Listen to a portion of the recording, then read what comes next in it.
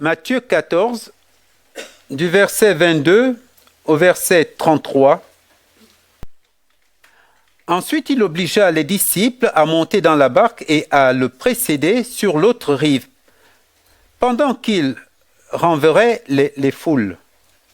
Après les avoir renvoyés, il monta sur la montagne pour prier à l'écart, et le soir venu, il était là seul. La barque était déjà à une distance de plusieurs stades de la terre, malmenée par les vagues, car le vent était contraire. À la 4e veille de la nuit, Jésus alla vers eux en marchant sur la mer. Quand les disciples le virent marcher sur la mer, ils furent troublés et dirent « C'est un fantôme !» Et dans leur crainte, ils poussèrent des cris.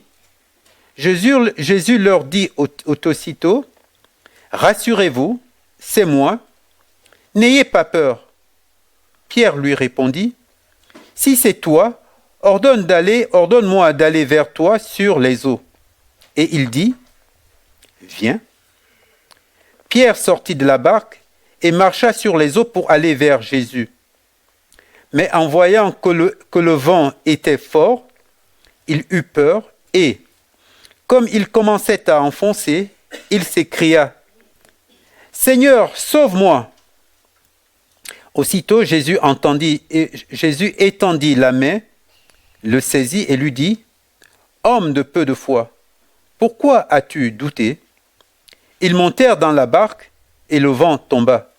Ceux qui étaient dans la barque se prosternèrent devant Jésus et dirent « Tu es véritablement Fils de Dieu. » Jusqu'ici, la première lecture. La deuxième lecture se trouve dans l'évangile de Marc. Marc au chapitre 4. Marc au chapitre 4, nous lirons du verset 35 à la fin.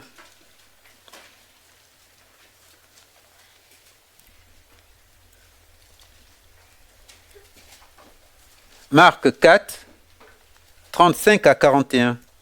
Ce même jour, sur le soir, Jésus leur dit « Passons sur l'autre rive. » Après avoir renvoyé la foule, ils l'amenèrent dans la barque où il se trouvait.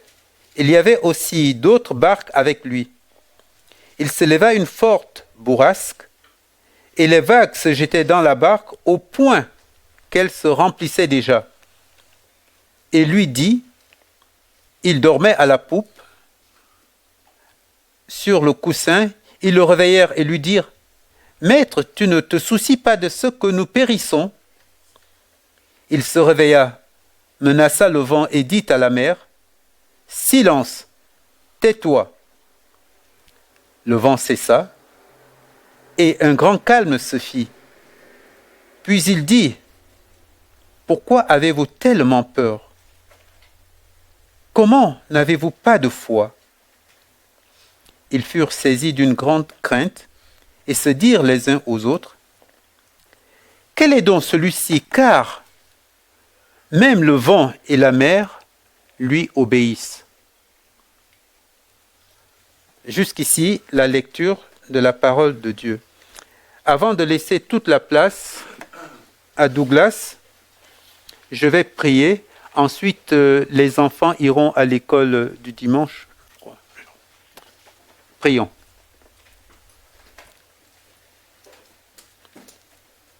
Seigneur, nous voulons que toi-même, encore maintenant, tu fasses silence à nos cœurs. Seigneur, que toi-même encore, tu ouvres les oreilles de nos cœurs. Seigneur, notre prière est que ta parole tombe encore, Seigneur, ce matin, sur une terre fertile. Seigneur, que par ton Saint-Esprit, cette parole vraiment puisse germer. Cette parole puisse vraiment produire du fruit digne de repentance. Seigneur, nous prions aussi pour les jeunes enfants déjà, dès leur jeune âge, Seigneur. Que toi-même tu parles aussi, Seigneur, au cœur de chacun. Seigneur, que tu les fasses grandir dans la connaissance de notre Seigneur et notre Sauveur Jésus-Christ. Seigneur, bénis ta parole dans nos cœurs. Nous te le demandons au nom de Jésus-Christ. Amen.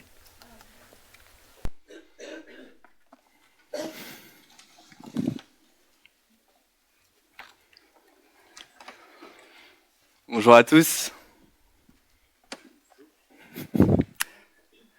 Vous est-il déjà arrivé d'avoir des doutes? Vous est-il déjà arrivé d'avoir peur? Pire encore, vous arrive-t-il en tant que chrétien d'avoir des doutes et d'avoir peur? Nous arrivons doucement à la fin de l'année et je ne sais pas si vous faites partie des personnes qui prennent des bonnes résolutions. Moi, j'en fais partie, j'aime bien ça. Ça me met au défi, je peux tenter des choses. Et on peut voir justement cette nouvelle année comme une année de défi, mais on peut la voir aussi avec crainte. On peut avoir peur de cette nouvelle année. Que va-t-il se passer? Vais-je devoir encore rester dans ce travail qui me fatigue tellement? Ma santé va-t-elle empirer? Vais-je avoir assez d'argent pour faire vivre ma famille? Vais-je réussir ma 3e année de licence? Ça, c'est moi. Ce sont des exemples qui ont de grandes conséquences. Mais on peut craindre et avoir des doutes sur tellement de petites choses que l'on expérimente chaque jour. Et sans doute avez-vous vos propres préoccupations. En tant que chrétien, avez-vous peur et avez-vous des craintes? Des doutes. Eh bien, ce qui m'interpelle, c'est que moi, j'en ai. Et si vous êtes comme moi, je vous invite à garder vos Bibles ouvertes au passage de Matthieu 14.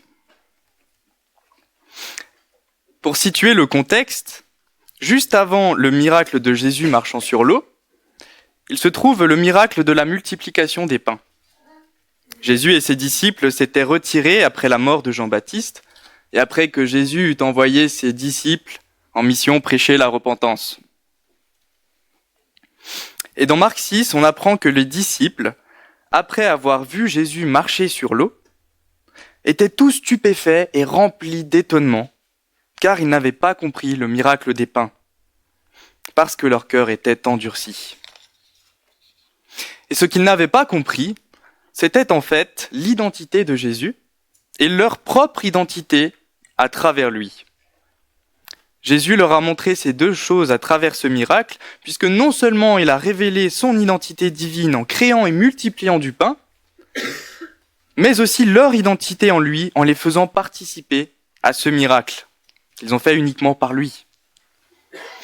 Mais ce miracle n'a pas suffi à chasser l'incrédulité de leur cœur. Jésus, bien sûr, aurait pu directement leur faire prendre conscience de ces deux réalités-là, mais il choisit de les éclairer peu à peu à travers diverses épreuves. Et peut-être que, comme les disciples, nous ne connaissons pas encore assez Jésus pour chasser l'inquiétude. Et donc nous allons découvrir ce que Dieu leur révèle et nous révèle aujourd'hui aussi à nous, à travers le miracle de marcher sur l'eau. Et nous aborderons ce texte à travers 2 points. Le premier, la marche de Dieu sur la mer, et le second, la marche du chrétien sur terre. Donc tout d'abord, la marche du chrétien sur la mer, de Dieu sur la mer. À votre avis, pourquoi Jésus oblige ses disciples à partir avant lui? Pourquoi Jésus oblige-t-il ses disciples à partir avant lui? Bien, en fait, si nous nous rappelons le miracle des pains, on s'aperçoit que la foule n'avait pas vraiment d'attente spirituelle de la part de Jésus, mais plutôt des attentes médicales, des attentes politiques et de la simple curiosité. Puis la foule, ayant vu les miracles de Jésus, voulait le faire roi. Et les disciples, sans doute, n'étaient pas hermétiques à un tel point de vue, car ils ne connaissaient pas encore bien Jésus et ils ne savaient pas de quelle manière il allait régner. Ainsi, Jésus non seulement prend sur lui de renvoyer la foule, bien que sans doute déjà très fatigué, mais aussi écarte ses disciples de cette tentation et les envoie donc avant lui afin de les mettre à l'épreuve. Mais est-ce qu'avant lui veut dire sans lui? Eh bien non, et nous allons voir pourquoi. Jésus va sur la montagne et va passer la nuit dans la prière. Et c'est pertinent ici, je pense, de souligner la manière dont il prie, seul et toute la nuit. On voit ici l'importance de la prière, d'être seul avec Dieu, de prendre du temps avec lui. Il exprime ici un tel amour pour Dieu, une telle dépendance au Père, une telle soumission, que même exténué, il passe la nuit dans la prière. Plus on aime une personne, et plus on veut lui parler. Et je dois avouer que mes propres temps de prière dépassent rarement la demi-heure. Mais cela doit me pousser et nous pousser à vivre cette relation d'amour où nous voulons parler à notre bon Père céleste, dépendre de lui. Mais revenons à notre passage, et plus particulièrement au cadre. Que pensez-vous du lieu qui nous est décrit ici ? Le miracle des pains nous rappelle la scène, et donc la Pâque, donc la mort de Christ. Et si l'on regarde donc le cadre ici, de Jésus quittant ses disciples pour rejoindre en quelque sorte son Père sur la montagne, on peut y voir une allusion de son ascension auprès du Père. Et l'instant de prière qu'il prend, une allusion à son rôle d'intercesseur auprès du Père. Et donc ici, les disciples seraient en quelque sorte l'Église envoyée dans la tempête du monde. Mais est-ce que vous vous rappelez d'un autre passage où Jésus et ses disciples se sont retrouvés à bord d'un bateau et sous une tempête ? Vous l'avez reconnu, c'est le passage que nous avons lu juste avant. Bien que constatez-vous de la progression des épreuves que traversent les disciples ? On se rend facilement compte que la difficulté qui s'opère ici est nettement supérieure à celle que l'on retrouve au chapitre 4 de Marc. Dans Marc, Jésus était présent avec eux, dans la barque, et il n'avait qu'à le réveiller. Et le constat était déjà qu'il manquait de foi. Ici, Christ n'est pas là, n'est pas avec eux. Ainsi, on s'aperçoit que Christ forge le caractère de ses disciples à travers des épreuves toujours plus difficiles. Et en fait, avec raison, puisqu'ils vont être sans lui physiquement. Ils vont devoir vivre par la foi et non plus par la vue. Mais Jésus fait cela de manière progressive, en leur révélant toujours plus sa nature et la leur. Mais donc ici, comment Jésus se révèle-t-il à eux ? Comment il se révèle à eux ? Après avoir prié, il va donc les rejoindre à la 4e veille de la nuit, ce qui correspond à entre 4 et 6 heures du matin. Il n'a pas oublié ses disciples bien-aimés. Et en les voyant dans la tempête, il va à leur secours. Les disciples devaient traverser à peu près 12 kilomètres. Et ils n'étaient qu'en plein milieu, là où la sécurité de la terre ferme est au plus loin. Et à moins d'être Léon Marchand, faire 6 kilomètres de nage en pleine tempête, ça paraît largement impossible. On remarque aussi que Jésus savait exactement où se trouvaient ses disciples. Malgré la nuit et la tempête, il sait exactement et à quel moment les rejoindre dans l'épreuve, parce qu'il sait également exactement où ils en sont. Et il les connaît parfaitement. Et retenez bien ceci, nous y reviendrons plus tard.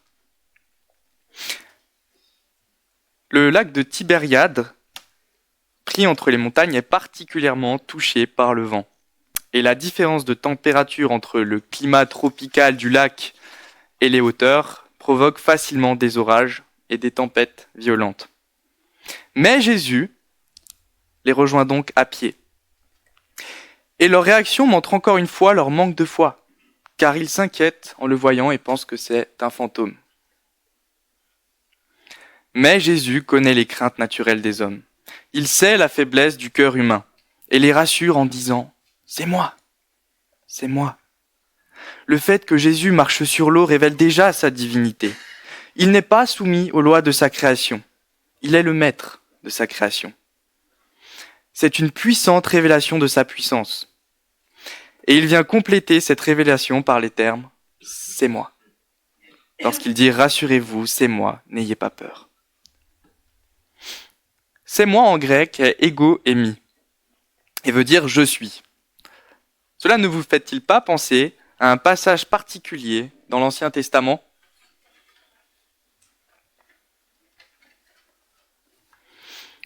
Vous l'avez sans doute reconnu. C'est lorsque Moïse, dans Exode au chapitre 3, se retrouve devant le buisson ardent et demande à Dieu « Mais s'il me demande quel est son nom, que leur répondrai-je » Et Dieu répond « Je suis celui qui suis ». Jésus, par sa réponse, fait donc écho à ce passage et témoigne de sa divinité, qu'il est Dieu. C'est lui l'incarnation de Dieu qui marche sur les eaux. C'est lui qui est également de toute éternité. Et Nahum 1, versets 3 et 4 nous dit « L'Éternel marche dans la tempête, dans le tourbillon. Les nuées sont la poussière de ses pieds. Il menace la terre, la mer et la dessèche. » Une telle démonstration provoque la foi et rassure l'âme, car ils savent qu'il a déjà calmé la tempête. Ils savent que parce que leur maître est avec eux, ils n'ont plus rien à craindre, car il a tout pouvoir sur sa création. Mais ce qu'ils ne savent pas, c'est qu'ils n'ont jamais eu besoin de craindre, car il était avec eux constamment. Mais est-ce que cette démonstration a suffi à bannir le doute et la peur ? Eh bien, nous allons voir la réponse à présent avec notre deuxième point, qui est la marche du chrétien sur terre. Je ne sais pas vous, mais moi j'ai trouvé la réponse de Pierre assez surprenante. Pourquoi, après autant de preuves, en veut-il une de plus ? On pourrait se dire presque qu'il ne manque pas de toupet de vouloir lui aussi marcher sur l'eau. En fait, c'est une demande tellement immense que l'on s'attendrait à ce que Jésus le reprenne. Et il va le faire, mais de la meilleure manière, considérant le caractère de son disciple. Matthew Henry nous dit « Christ propose à Pierre de venir vers lui, non seulement pour qu'il puisse marcher sur l'eau, et donc connaître le pouvoir de son Seigneur, mais aussi pour qu'il puisse reconnaître sa propre faiblesse. Le Seigneur permet souvent à ses serviteurs de faire un choix dans la voie qu'ils doivent emprunter, de façon à ce qu'ils s'humilient, en reconnaissant leur propre faiblesse, et pour montrer la grandeur de la puissance et de la grâce. Quand nous détournons notre regard de Christ, étant impressionnés par la taille des difficultés à franchir, nous commençons à tomber. Mais quand nous faisons appel à lui, il étend son bras, et il nous aide. » Fin de citation.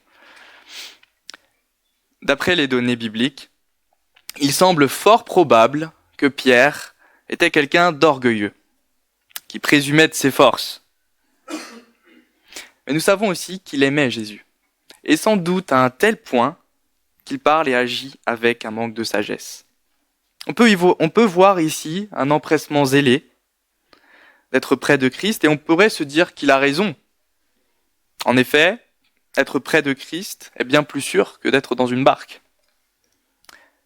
Mais Jésus n'était-il pas avec lui, même dans la barque ?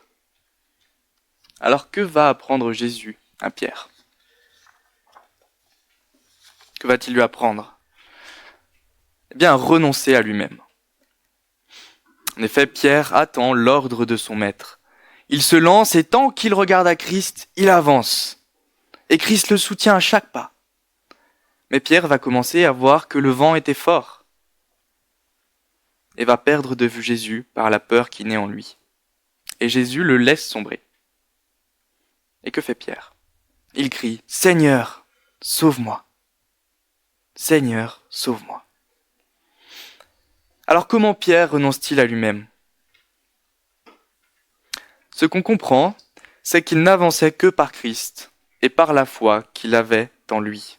Son assurance disparue, il s'enfonce. Il s'est jeté dans une épreuve qu'il croyait maîtriser pour se rendre compte qu'il est en réalité totalement dépendant de son maître. Sans lui, il ne peut rien faire. Il n'essaye cependant pas de se débattre dans l'eau pour remonter, ou de dire « ordonne que je puisse me relever », mais « Seigneur, sauve-moi ».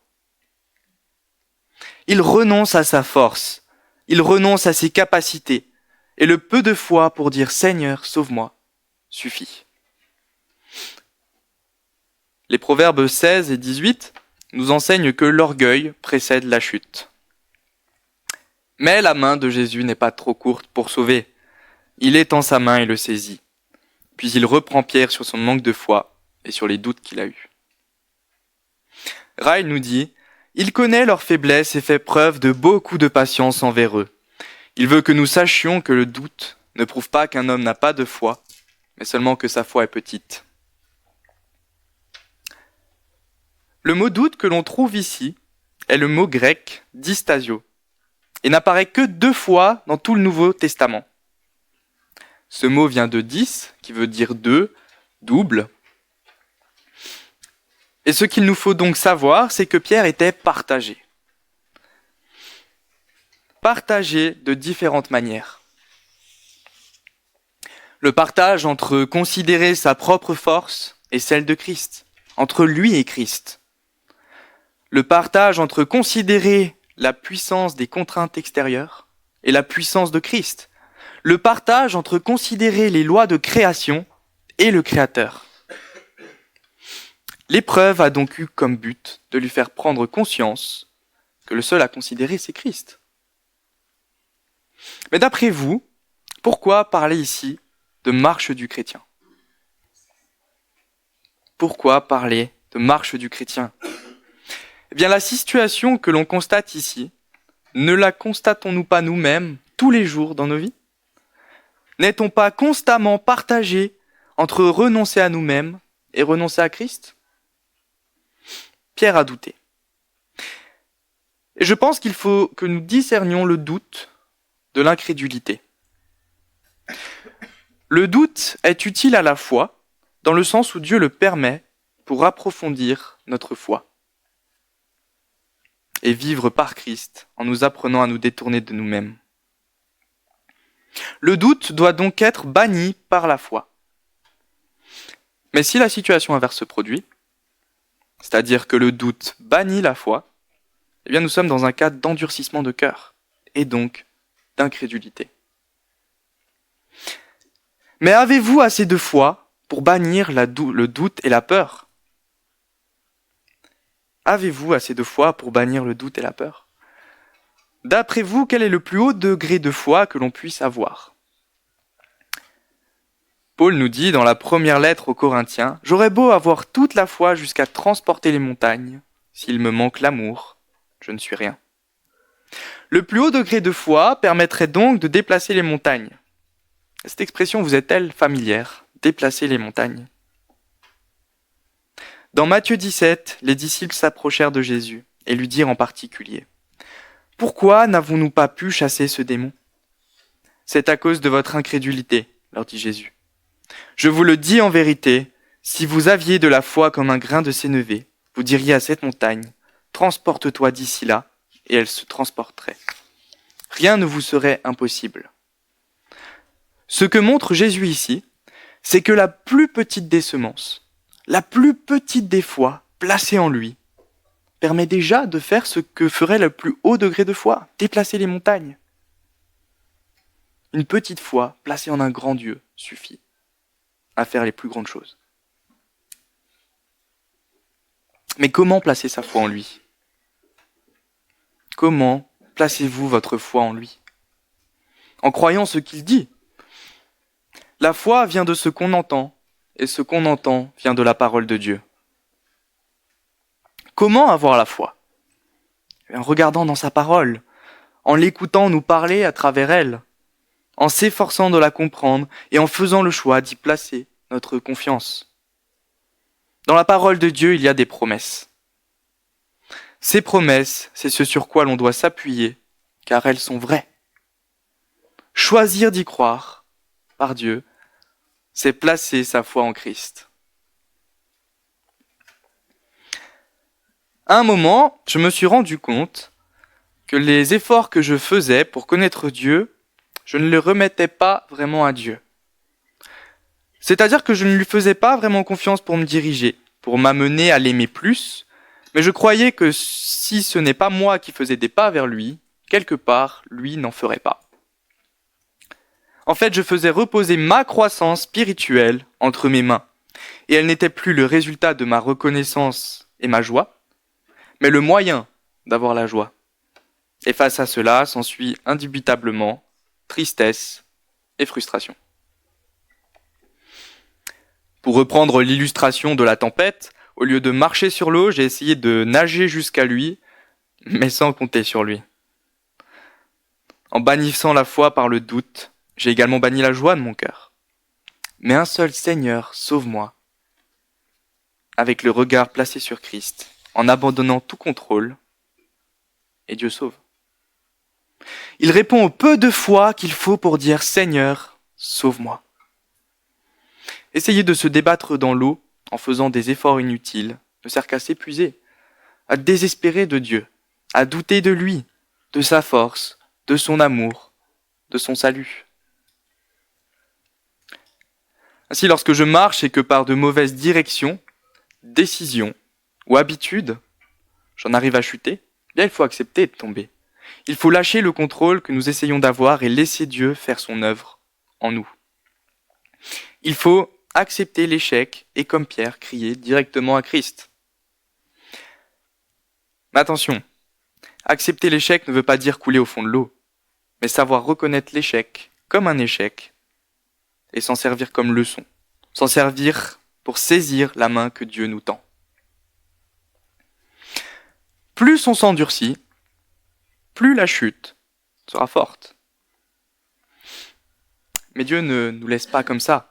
Si vous êtes au bord d'une falaise, c'est lui, en quelque sorte, qui vous poussera pour que vous retombiez dans ses bras. Mais plus vous vous agrippez à toutes les branches qui tapissent la paroi, et moins vite vous serez dans ses bras. Que veut dire abandonner le contrôle ? Abandonner le contrôle, c'est demander pardon. C'est ouvrir sa parole et la laisser me transformer. C'est s'humilier devant lui et les autres pour être aidé. C'est se détourner de soi.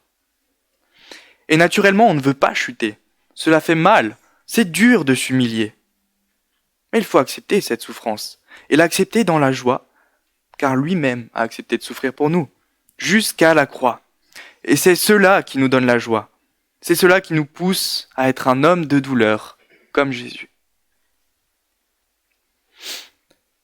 Il peut y avoir deux raisons pour lesquelles je m'obstine dans le doute et la crainte, et donc dans l'incrédulité. Deux raisons, ce n'est pas exhaustif, il y en a peut-être d'autres. La première est mon but. Le but de l'épreuve de Pierre était de le rapprocher de Jésus, de le détourner de lui-même et de mieux connaître son Seigneur. Lorsque je suis dans l'épreuve, si pour moi la victoire signifie plus de confort, plus de facilité, une meilleure santé, plus d'argent, moins de problèmes, alors c'est que je veux remonter dans la barque en nageant.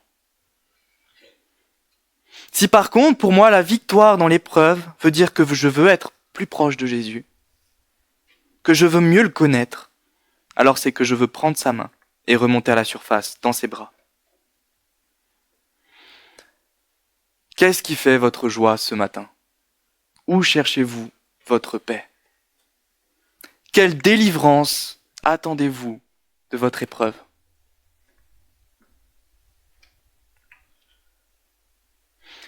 Si Dieu vous a donné de croire en sa parole, si pour vous toutes ses promesses sont vraies, si vous y puisez votre force, alors faites le choix de vous rassurer. Comme David, dites « Pourquoi t'as battu au-dedans de moi, mon âme ?» Car si tel est le cas, nous n'avons pas à craindre. Nous pouvons rassurer notre doute par la foi. Ne laissons pas notre cœur tortueux, le monde et le diable, nous faire croire que ses promesses sont fausses. Demandons-lui de nous donner un cœur confiant, car c'est lui qui produit le vouloir et le faire. Nous abandonner à lui, c'est prier. Prier, prier sans cesse, pour qu'il nous fasse voir sa gloire, pour qu'il renouvelle notre intelligence, pour qu'il nous montre la grandeur de son amour. Et si vous êtes désespéré ce matin, voici une promesse pour vous. Aucune tentation ne vous est survenue qui n'ait été humaine, et Dieu, qui est fidèle, ne permettra pas que vous soyez tentés au-delà de vos forces. Mais avec la tentation, il préparera aussi le moyen de s'en sortir, afin que vous puissiez la supporter. Les disciples ont ramé des heures, mais Christ est venu au bon moment, considérant leur force. Et il fera pareil avec vous, car il l'a promis, car il vous connaît. Il sait exactement où vous en êtes et ce par quoi vous devez passer pour vous rapprocher de lui, pour que vous l'aimiez plus, pour que vous dépendiez de lui plus. La deuxième raison est l'impatience. Il faut accepter que Dieu fasse les choses en son temps qui est le meilleur pour nous. Et voilà une autre promesse pour nous ce matin. Le Dieu de toute grâce qui vous a appelé en Jésus-Christ à sa gloire éternelle, après que vous aurez souffert un peu de temps, vous perfectionnera lui-même, vous affermira, vous fortifiera, vous rendra inébranlable. À lui soit la puissance au siècle des siècles. Amen. Sa parole est vraie, car Dieu est vrai, car Christ est le chemin, la vérité et la vie. Il est celui par qui nous répondons à ses promesses par Amen. La foi bannit le doute, et la foi vient de la parole de Dieu. Si donc vous êtes dans la tempête de l'épreuve, ne bannissez pas la foi, ne bannissez pas votre joie, mais écoutez. Écoutez-le aujourd'hui vous dire « C'est moi ». Amen. Vous souffrez de la maladie, il vous dit « C'est moi ». Vous souffrez d'un travail difficile, il vous dit « C'est moi ». Vous souffrez de la solitude, il vous dit « C'est moi ». Vous souffrez d'une sécheresse spirituelle, il vous dit « C'est moi ». Car nous sommes devenus participants de Christ, pourvu que nous retenions fermement jusqu'à la fin l'assurance que nous avions au commencement. Pendant qu'il est dit aujourd'hui, si vous entendez sa voix, n'endurcissez pas vos cœurs comme lors de la révolte. N'abandonnons-nous pas notre premier amour et comptons non sur nos forces, mais sur les siennes pour demeurer en lui. Car c'est dans notre faiblesse que s'accomplit sa force. Voilà une autre promesse exceptionnelle. Et à vous qui n'avez pas encore donné votre vie à Christ, la terrible vérité, c'est que vous êtes au fond de l'eau. Vous êtes morts, car il n'y a pas de vie en dehors de lui. Mais sa main n'est pas trop courte pour sauver, et elle est tendue vers vous ce matin. Ne rejetez pas son appel, et saisissez sa main. Saisissez sa main. Maintenant, je vous invite à réfléchir à la dernière fois où vous avez chuté, car il est bon de se rappeler les corrections bienveillantes de Dieu et la manière dont il vous a secouru. Quelle a été la leçon à tirer de votre dernière chute ? L'avez-vous acceptée ? Lors d'un événement similaire dans votre vie, vous êtes-vous rappelé comment Dieu avait déjà agi dans votre vie ?